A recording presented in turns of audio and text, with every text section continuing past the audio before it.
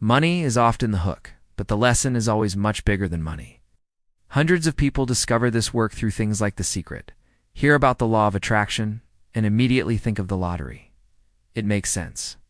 The mind thinks, if thoughts create reality, then let me think about the winning ticket and shortcut years of struggle. Buying the ticket becomes a ritual, almost like a spell.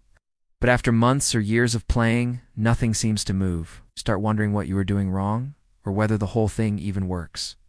The truth is that there's nothing wrong with the lottery. And there's nothing wrong with wanting big, dramatic abundance. The issue is almost never the action itself. It is the vibration from which the action is taken. Most people buy the ticket from a place of need, tension, or frustration.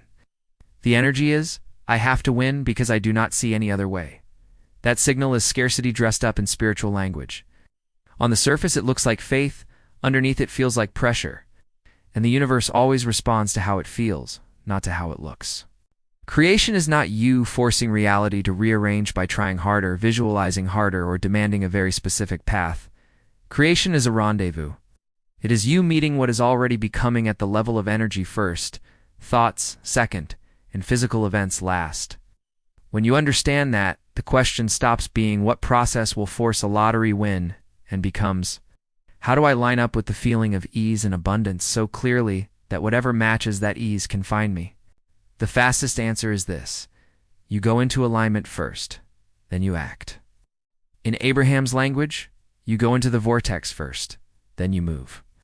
The vortex is simply your vibrational reality, the place where every request you have ever made is already gathered in energetic form. It is the emotional frequency of your own expanded self. When you are there, you feel ease, safety, clarity, appreciation, a quiet confidence that things are always working out for you. From that place, buying a lottery ticket is just one playful impulse among many, not a desperate plan to fix your life. Sometimes you will still feel moved to buy the ticket. Often you will not, because the urgency has drained away. The absence of urgency is a sign that you are finally standing where abundance actually lives. So how do you get there, practically? First, rendezvous with emotion, not action. Before the ticket, before the bank balance, before the business plan, there is a feeling. Think of alignment as your first appointment of the day. You do not have to think your way into it with complicated affirmations. In fact, sentences that trigger resistance will throw you out. You reach for feelings that are simple and believable. Well-being is available to me. There is a stream of support in this universe, of evidence that things often work out. Life has brought me this far. I am allowed to feel relief even before everything is fixed.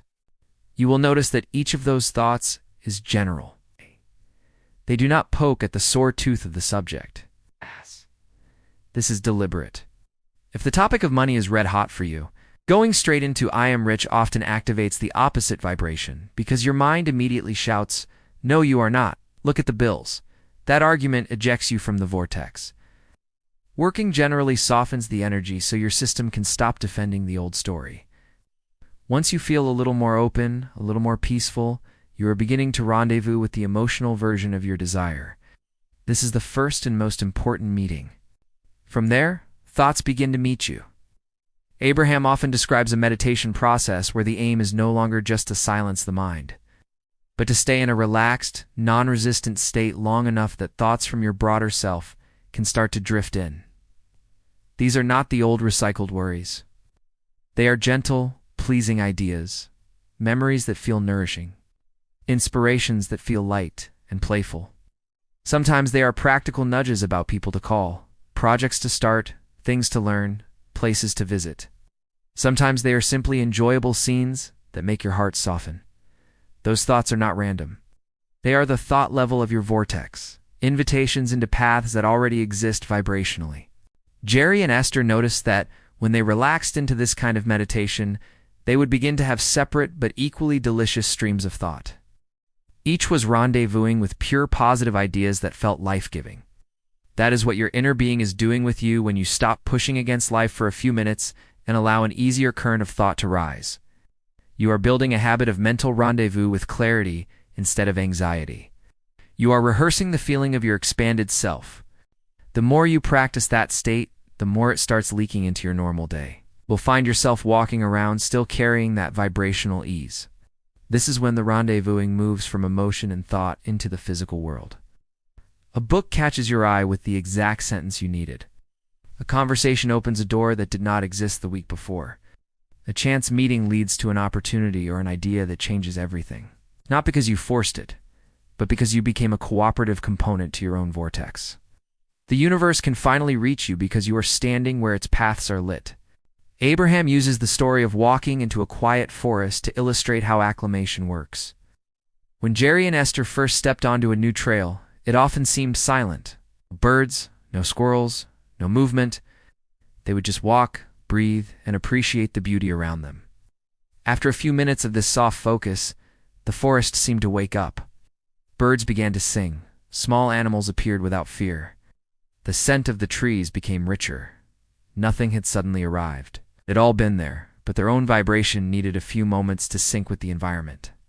Once they were harmonized, the life that had always been present could show itself. Your vortex is like that forest. At first it can feel abstract or empty. You will not see piles of money or flashing lottery numbers. You have placed the ingredients of your desires there over a lifetime, piece by piece, so it takes a little time to acclimate to the full picture.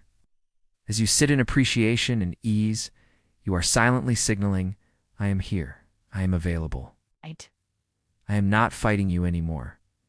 Then, just like the forest creatures, the ideas, impulses, and cooperative components start stepping out where you can perceive them. From that state, the universe leads you step by step along what Abraham calls the path of least resistance, which is really the path of most allowance. The next logical step is not always the one your logical mind would choose, and it is almost never a dramatic leap from where you stand straight into the jackpot moment. More often it is a simple nudge that feels surprisingly natural. Call this friend, go to that event, read that article, move some furniture, start that side project, learn that skill. Each small movement is lining you up with larger rendezvous down the line. Looking back later, you can see the perfection of the sequence. In the moment, it just feels like following what feels good and right. This is why trying to force specifics like lottery numbers usually backfires. When you stare at the details you do not yet know, you activate the feeling of gap, uncertainty, and pressure. Your vibration shifts from allowing to controlling, and the vortex cannot match that frequency. You essentially argue yourself out of the very alignment that would have allowed satisfying abundance through any path, lottery, or otherwise. It is far more powerful to relax into what you do know than to demand answers you are not ready to receive. What do you know right now that keeps you in the vortex? You know that well-being is the dominant current in this universe. You know that you've already survived situations that once terrified you. You know that life has a way of bringing you what you need at the right time. You know that you have a guidance system that speaks to you through emotion. You know that when you feel relief, things start improving. You know that your desires are valid and that you did not come here to struggle without support. Sitting in those knowings is alignment. It is not denying reality. It is choosing the part of reality that opens doors instead of locking them. From that emotional stance, you can play with affirmations that feel like truth rather than wishful thinking. You might say, my life is gradually getting easier. I am learning how my energy works. I like noticing my emotions because they show me where I am. I enjoy feeling connected. My vortex is real, and it contains everything I have ever genuinely asked for. I do not need to see it all today. I just need to feel the rightness of knowing it is there. I love that the universe is creative and can surprise me. I like that abundance can come from 100 different angles, not just one magic ticket. Do you notice that these kinds of thoughts keep you soft, open, and in the vortex? Compare that with the sudden tightness that appears when you think, I must buy the winning ticket today. I need to know the numbers. This has to work now. One set of thoughts invites, the other commands. One feels like relief, the other feels like strain. Your emotional body knows the difference instantly. You are not being blocked from your abundance. You are being called toward it by a stream that knows exactly where you stand and what you are ready to allow. Your only real job is to get into that stream often enough that it can carry you. Sometimes that might include a nudge to buy a ticket. And if you receive that impulse while you are floating in ease and appreciation, follow it, have fun, and then release it. Other times, the stream will lead you to very different forms of wealth, ones that bring not only money, but a deep feeling of purpose and joy. The larger point is this: you did not come here to spend your life wrestling outcomes to the ground. You came to enjoy outrageous joy, to feel the satisfaction of lining up with who you really are, and then watching reality adjust itself around that alignment. There is no punishment for wanting money, for playing the lottery, or for dreaming big. The universe is not offended by your desires. It simply cannot meet you on the frequency of fear and desperation.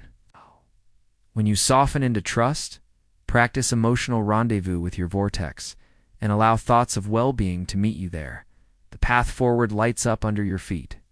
So instead of asking which process will finally force the win, ask a better question. How can I relax into the knowing that I am already supported? How can I enjoy my life now, while my vortex gathers and organizes the pieces I have asked for? How can I become so familiar with the feeling of alignment that abundance, in whatever form, cannot help but find me? When you live inside those questions, you are no longer chasing the prize. You are walking with it.